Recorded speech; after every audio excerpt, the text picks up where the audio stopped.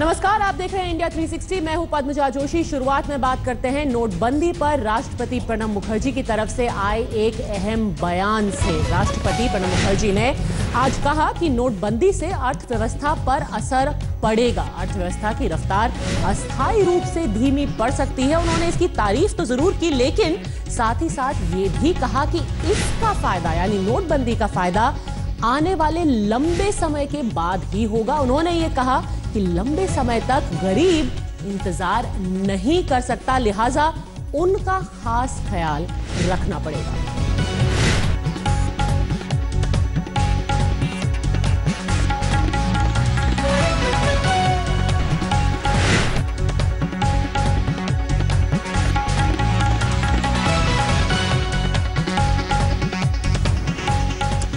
राष्ट्रपति की तरफ से आई इस टिप्पणी के बारे में बीजेपी और भ्रष्टाचार और आतंकवाद पर असर तो जरूर हो रहा है, चोट जरूर पड़ रही है, पर गरीब को जो चोट पहुंच रही है उसका खास ख्याल रखना पड़ेगा सरकार को, क्योंकि नोटबंदी के 50 दिनों की डेडलाइन तो कब की खत्म हो गई है, लेकिन नए पुराने नोटों के चक्कर में फंसे लोगों की मुश्किलें खत्म होने का नाम ही नहीं ले रही हैं। आरबीआई के बाहर पुराने नोट बदलने वालों की भीड़ बेबस नजरों से देख रही है, तो दूसरी तरफ नए नए गुलाबी नोट भी कुछ लोगों को 440 वोल्ट का झटका दे रहे हैं। देखिए क्यों इस रिपोर्ट में।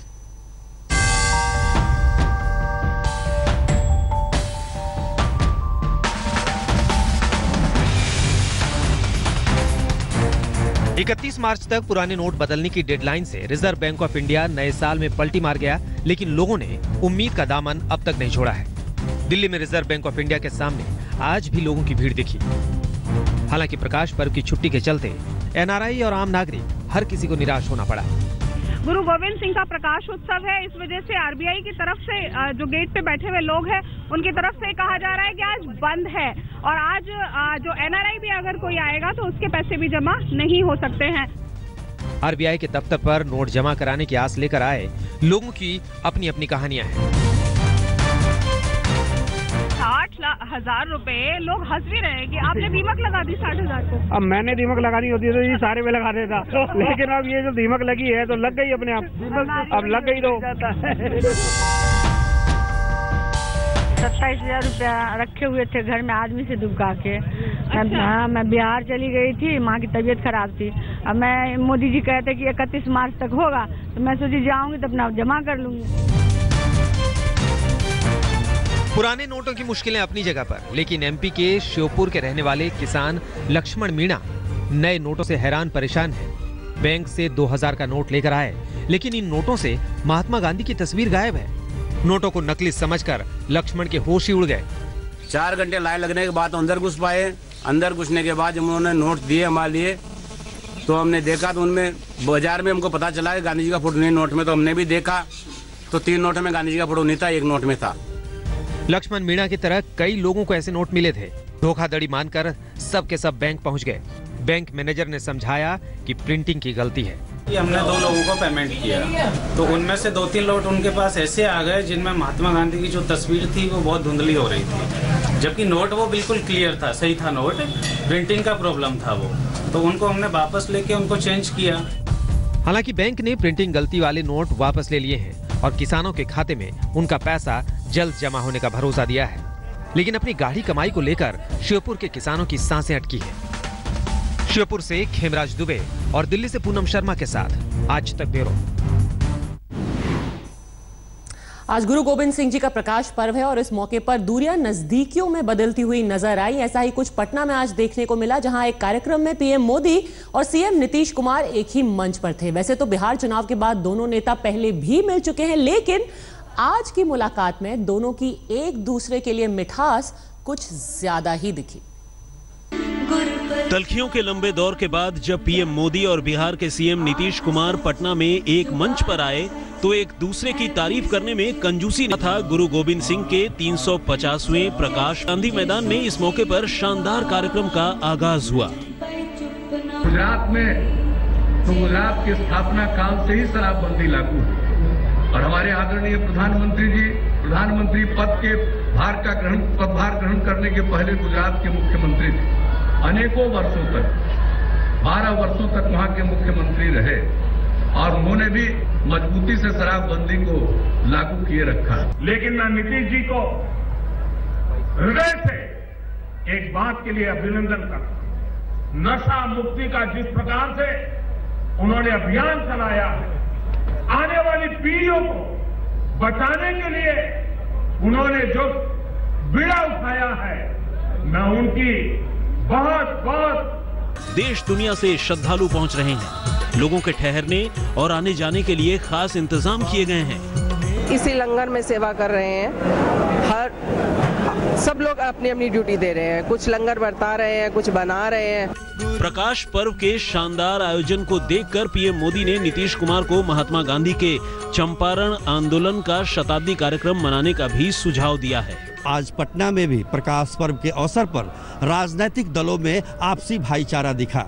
ऐसा अवसर कम ही देखने को मिलता है जब प्रधानमंत्री नरेंद्र मोदी ने नीतीश कुमार की जमकर प्रशंसा की और उनके शराबबंदी के अभियान को सराहा। कैमरामैन नदीम आलम के साथ सुजीत कुमार झा, पटना, आज तक। उधर समाजवादी पार्टी में साइकिल का झगड़ा अभी भी जारी है। ना आजम खान का दखल काम आया और ना ही बाप बेटी की मुलाकात। चुनाव आयोग अब दोनों गुटों के दावों के बाद साइकिल का स्वामी तय करेगी। समाजवादी पार्टी में साइकिल की जंग जारी रहेगी या फिर खून का रिश्ता सियासत पर भारी पड़ेगा? इन तमाम सवालों पर एक खामोशी छाई हुई है। आज सीएम अखिलेश यादव मीडिया के सामने भी आए, लेकिन समाजवादी पार्टी की अंदरूनी लड़ाई के सवाल पर जवाब मिला विकास का। ये समय ऐसा है कि समाजवादी सिद्धांत कैसे आगे बढ़े, समाजवादी विचारधारा और कैसे आगे तक जाए। कम से कम जिस मुख्यमंत्री ने और समाजवादियों के आशीर्वाद से कम मौका मिला मुझे काम करने का, शायद उन्हीं का आशीर्वाद था जिसकी वजह से ये काम हो पाए। विकास कार्यों का रिपोर्ट कार्ड पेश करने बैठे अखिलेश से जब पूछा गया कि सवारी साइकिल की होगी या मोटरसाइकिल की, तो जवाब आया स्कूटर। साइकिल में इंजन लगाएंगे या साइकिल में चलेंगे? साइकिल या मोटरसाइकिल? मैंने कहा कि ये विचारधारा, समाजवादी विचारधारा, बड़े पैमाने पे लोगों ने संघर्ष कर करके समाजवादी सिद्धांतों को यहाँ तक पहुँचाया है। सर 6 दिन से हम जो मेरी जिम्मेदारी है, अगर मेरी जिम्मेदारी कोई है तो मैं जिम्मेदारी को निभाऊंगा। हालांकि आज ही हुई एक बैठक में पार्टी के 206 विधायकों ने दस्तखत करके अखिलेश के प्रति अपना समर्थन जताया। अखिलेश ने विधायकों को चुनाव की तैयारी का निर्देश दिया। बैठक में आजम खान भी थे, लेकिन उनकी उम्मीदें अभी भी बरकरार हैं। इस बीच चुनाव चिन्ह साइकिल पर दावे को लेकर चुनाव आयोग ने पार्टी के दोनों खेमों को नोटिस दिया है और 9 जनवरी तक हलफनामा देने को कहा है। इसे लेकर मुलायम सिंह खेमा दिल्ली पहुंच चुका है और बैठकों के दौर भी जारी हैं। लखनऊ से बालकृष्ण के साथ आज तक ब्यूरो। आप देख रहे हैं इंडिया 360 खबर। अब लेते हैं पश्चिम बंगाल की, जहां जैसे कानून व्यवस्था का हाल दिन ब दिन बुरा होता जा रहा है। हुगली के एक कॉलेज में टीएमसी के ही 2 गुट आपस में भिड़ गए और देखते ही देखते बम चलने लगे। पुलिस ने मोर्चा तो संभाला, लेकिन तब तक कॉलेज जंग का अखाड़ा बन चुका था।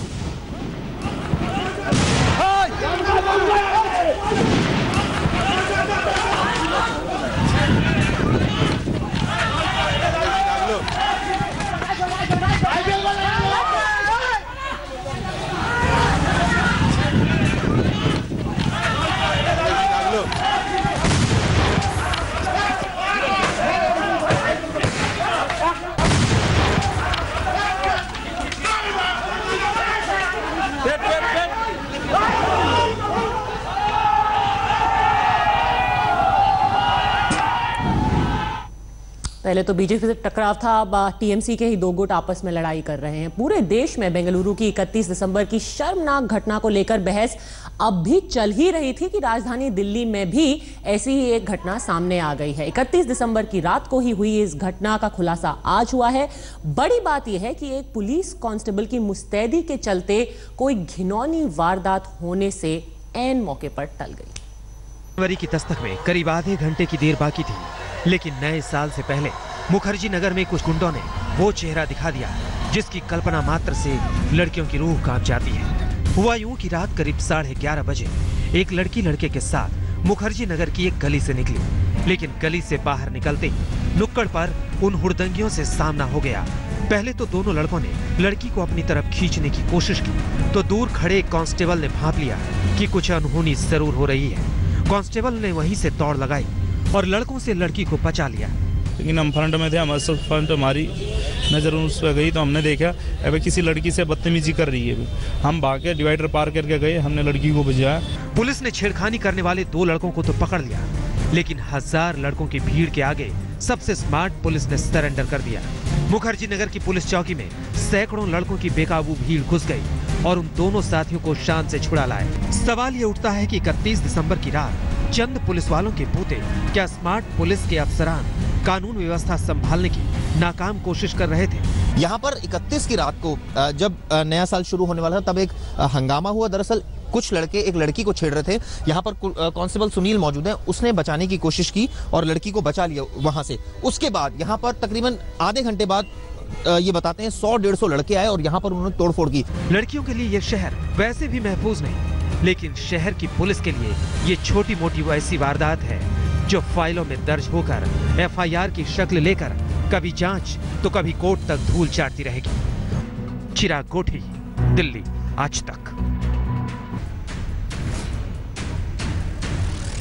31 दिसंबर की रात एक लड़की से बदसलूकी की हद पार करने वाले आरोपी आज 5 दिन बाद आखिरकार पुलिस के हत्थे चढ़ गए। स्कूटी सवार इन लड़कों की शर्मनाक करतूत CCTV के जरिए पूरे देश ने देखी थी।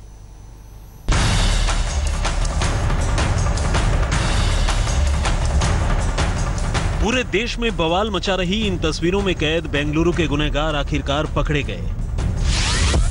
ये हैं वो दोनों स्कूटर सवार जिनकी करतूत ने पूरे बेंगलुरु को शर्मिंदा किया, लेनो और अयप्पा।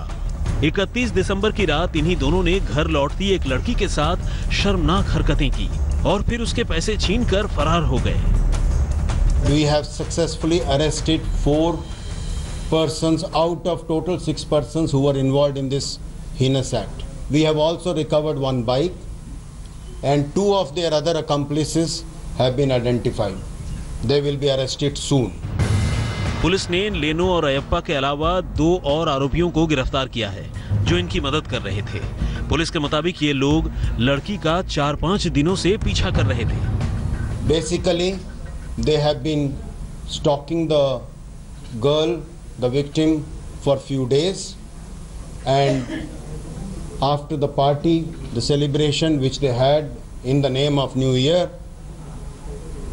they molested her. पहले बेंगलुरु की ही मॉल रोड में हुड़दंगियों की भीड़ ने लड़कियों से बदसलूकी की और फिर उसी रात ये घटना। दोनों वीडियो सामने आने के बाद पुरुषवादी मानसिकता और लचर सिस्टम को लेकर आम और खास हर किसी ने कर्नाटक सरकार को जमकर लताड़ लगाई थी। जो समाज अपनी औरतों को इज्जत नहीं दे सकता, उसे अपने आप को इंसानी समाज कहने का कोई हक नहीं है। आज तक ब्यूरो।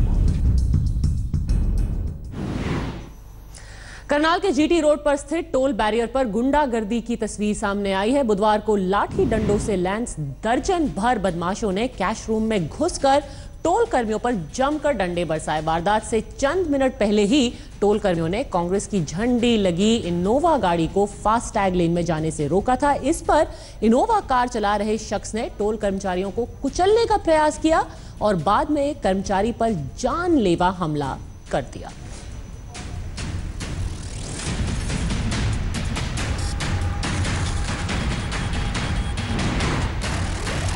इंडिया 360 में आज के लिए बस इतना ही। ब्रेक के बाद भी खबरों का सिलसिला जारी रहेगा। आप देखते रहिए आज तक।